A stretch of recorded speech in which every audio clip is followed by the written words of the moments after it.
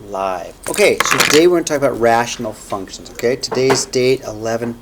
We're going to put all the phones away, of course, so we can learn, right? So we can learn. Put that away, right? So we can learn. So if the word rational, sorry, I yelled at Landon yesterday, and he was playing with a piece of paper. Like, give me your phone, Landon. Give me your phone. It's like, Dad, it's just a piece of paper. I go, I don't care. Okay, so the term rational really means fraction. It does. In fact, there's an SAT test question that says which of these things are not rational numbers. So a rational number is any number that can be a fraction. Pi would not be a rational number. The number e, remember we learned that crazy number e? Square root numbers like the square root of 2 would not be a fraction, but all those other numbers can be a fraction. So if we're doing rational functions, we start off with fractions, right? So to be a rational function, you're going to see an x variable in the denominator. Well, we looked at this problem yesterday, but let's rewrite this as x times y equals 1. Okay, that looks familiar. We did that yesterday. In fact, Isaac did one like this on our warm-up. So if I'm going to graph this,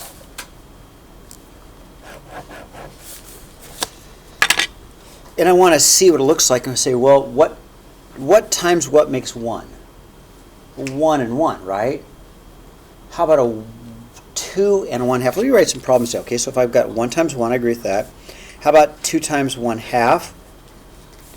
Or a 1/2 times 2? And I heard it say it. I heard somebody say what?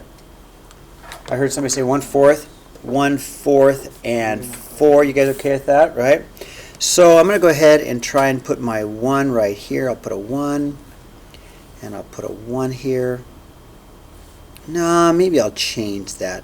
I'll put 1 here, and I'll put 2 here. I'll change that. I'll put 1 here and 2 here, okay? So we know 1 and 1 is a point, right?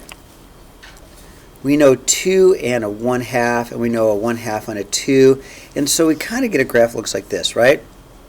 And then we've got the negatives. You guys remember we have the negatives as well? So the negatives are going to be at -1, -2, -1, -2. And we can have the negatives of these. So we'd have a -1, -1, right? So we'd also have a -1 times a -1. We'd have a -2 times a 1/2 times a -1/2. And we can have a -1/2 times -2. And Caden, like you said on the quarters, you're totally right. It's just not going to fit because I changed my scales. But totally correct, okay?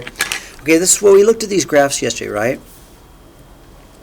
And what we noticed was that there is an asymptote right smack dab. Here is a vertical asymptote. And here's my horizontal asymptote, okay? We have a vertical asymptote here because we can't divide by 0. You can't divide by 0. So if x equals 0, we're in trouble. And as we divide by 0, we go to infinity, right?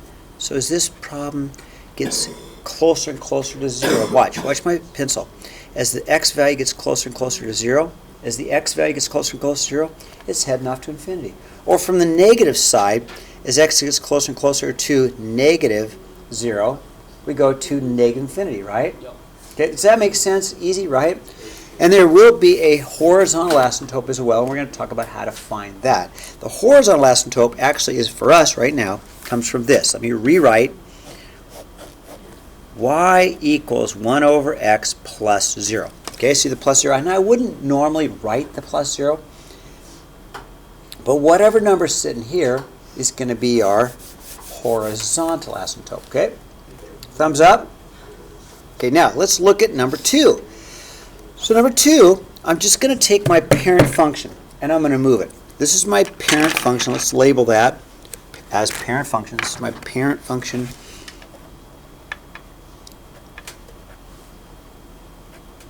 Okay, this graph right here, we call it the parent function because it's just the plain old basic thing. And then we're going to move it. So if we move it, let's move this one to, well, let's see, remember it's the opposite of the inside. And then it's this. But what are we going to move? We're going to move the asymptotes. Because the asymptote, if we move the asymptotes, then the graph moves inside the asymptote. So I'm going to move the asymptote. So we're going to move it to the left, 2, and then down 4, right? Opposite. So let's move our asymptotes to the left 2 and down 4. So, all right, put in my axes. And just because I kind of know where it's going, I'm going to do this. I sure can. Thanks, Jay. I'm going to go by ones this time just to make it easier to get to -1, 1, 2, 3, -1, -2, -3, -4, right? So I'm going to take my asymptotes and move it to the left 2, okay, because I did the opposite, right? And then I'm going to move it down 4. All right, now let me think about this. Yeah. If x is -2, if x is -2, -2 plus 2 is what? -2 plus 2 is what? -2 plus 2 is, and can you divide by 0? So you better see an asymptote at -2, right? Because you can't divide by 0. Okay, now I'm just going to go ahead and put my graph in.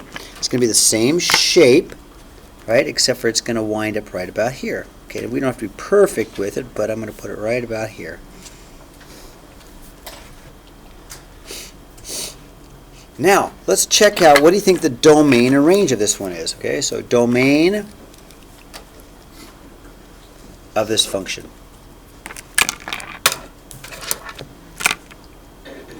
There's one thing x cannot be. Can't be -2, right? If it's -2, what happens? We divide by 0, right? But x can be everything except x cannot be -2. Okay, if I look at my graph and look at the range, how high up it goes, high down, goes forever up, goes forever down. But right here, it's not going to be, right, for a y value. So the range is going to be y equals all real numbers except y cannot equal -4. Okay? How am I doing? So the big key to this always is going to be don't divide by 0. And that's where you're going to find your problem, your asymptote. Okay? So let's look at number 2. So now, number 2, what we're going to do is this. I'm going to rewrite it as y equals 2 times an x plus 4 over a 3 times x minus 4. Okay, you guys mind if I just rewrite it there? Okay, like that. So before I do anything, I know that x cannot equal what? X cannot equal what?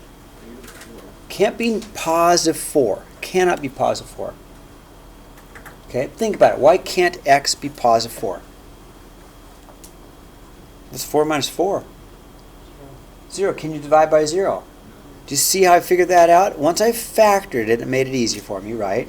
If x is 4, we're in trouble. So x cannot be 4. So when I do my graph, I know this. At +4, I'm going to put an asymptote, okay? So we go ahead and put in my x, y axis. We do this.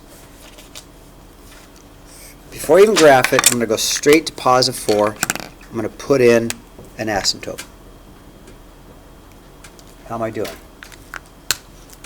Now, if I want my horizontal asymptote, I got to make it look like this. Okay, so now the horizontal asymptote, this one's a little bit tricky, and we're going to go into a little bit more, but the horizontal asymptote is going to be at, you ready?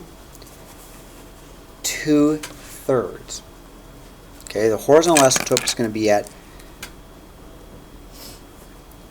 2/3.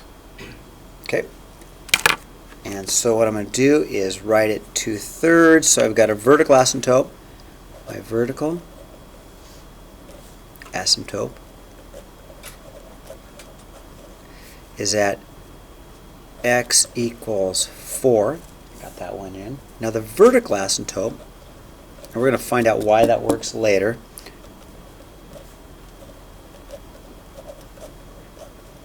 is at y equals 2/3. So 2/3 is about there.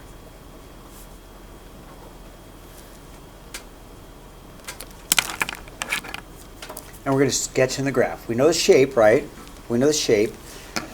Doesn't have to be perfect yet.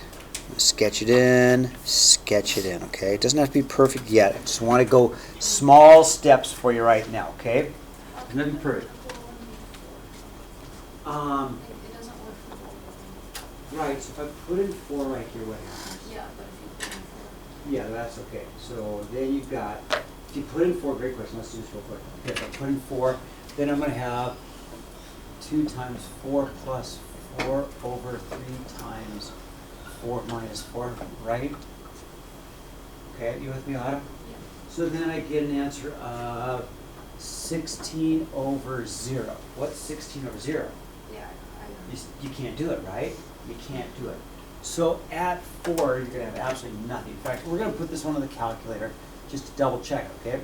So let me put it in the calculator, okay? If I get stuck, I'm a little confused, say, okay, Mr. Davies, I can always graph it. So if I put this on the calculator, right, why not? Take a look at it, y equals clear. If I go parentheses, if I go 2x plus 8 divided by parentheses, if I go 3x subtract 12, let's see what it looks like, okay? Graph it.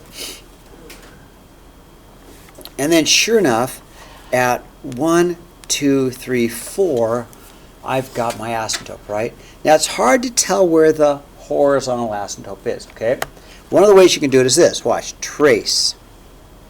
Okay, just going to keep motoring along. Now tell me what the y value is. It's in the negatives. Okay, now it's in the positives, right? Still in the positives, right? Are you watching the y value? Just keeps going. Yeah, it keeps going, but it's going to level off pretty soon. Keeps going. You guys watching the y value on this? Mm-hmm. Okay, I'm just keep going. The y values. Okay, it's 0.4. It's still kind of getting bigger, isn't it? It's still getting bigger, right? 0.6. But as I keep going and going and going and going and going, believe it or not, it's almost 0.5. It's getting closer and closer to 0.666666666, or 2/3, okay? All right, ready to turn the page? All right, let's keep going with this, all right? All right, vertical asymptotes and horizontal asymptotes, okay? So if you can write it in the form of this, right? Then my vertical asymptote is where x divides by 0, okay? Your horizontal asymptote is going to be this plus k. And so we're going to do long division. It's going to be this value k right here. But to get that, we have to use long division. Remember long division? Yeah. I'll help you out with long division, okay? So, let's go back to this problem right here. We just looked at it. We had the 2x plus 8 over 3x minus 12. And I said x cannot equal 4, okay? Right off the bat, x cannot equal 4. Okay, let's think about that. If x is 4, I plug 4 in. 3 times 4 is 12, right? Let's plug 4 in. 3 times 4 is 12. 12 minus 12 is 0. You can't do that, right? So that's the value where it can't be. So that's my vertical asymptote. Now, the horizontal asymptote, we're going to do long division.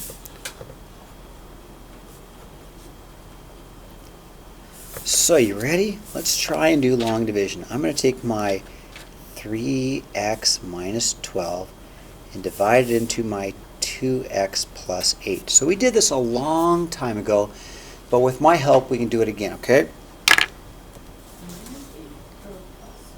Alright, let me go slowly with this.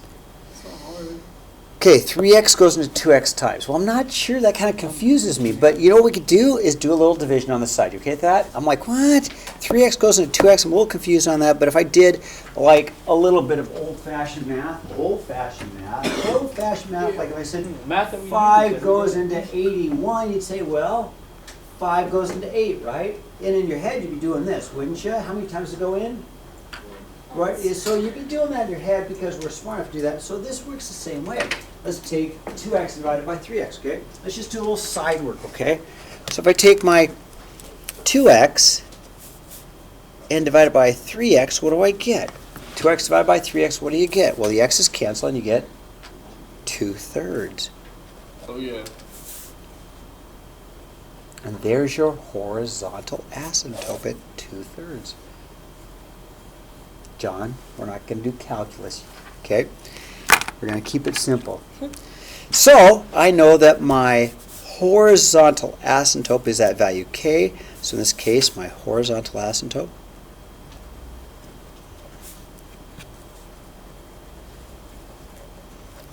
is at y equals 2/3. Okay, so now if I go ahead and graph it, put that there, and then do the domain and range, right? And I'm going to put my axes kind of like this. I'm going to slide them over like that. You know why I'm doing it that way? Because the 4, I need the 4 in there, right? So I need to go 1, 2, 3, 4. I need my, so that's why I put my axes way over there. So I get my 4 right in there. Does that make sense? So, all right, let's do this. So then I'm going to go ahead and put that in. So, 1, 2, 3, 4. There's my vertical asymptote at x equals 4. And then 2/3 is right about there at y equals 2/3. And then my graph, again, I graphed on my calculator. That helped, but I didn't need to. But get a better window. Hold on real quick. -4 to 4. Graph it. Graph it. Oh, now my calculator's all frozen up. That's no good. Graph y on y equals graph. Looks something like that. So my calculator can help me a little bit anyway. Let me get a better window. Better window. Let's go to maybe 10 here and graph that. There it is, right? So I'm going to go ahead and put my graph in. And it looks something like this. Okay, one last thing before I move on. Okay? Yesterday we saw... You should have graphed it. Yeah. Yesterday we saw that the graph can be here in quadrants 1 and 2. Sometimes the graph can be over here and over here. Do you remember why? Why would it be over here and over here? What would change it to make positive, negative? Good. If it's negative, your graph's going to be here and here. Do you remember that? If it's positive, your graph's going to be here and here. Now you got to be careful because it's not quadrants 1, 2, 3, 4. It's the quadrants within the asymptotes, isn't it? It's like the 4. The asymptotes gives you 1, 2, 3, 4 spots, right? Okay, so this homework's going to take a little bit of work. You're going to need graph paper, and I want you to work at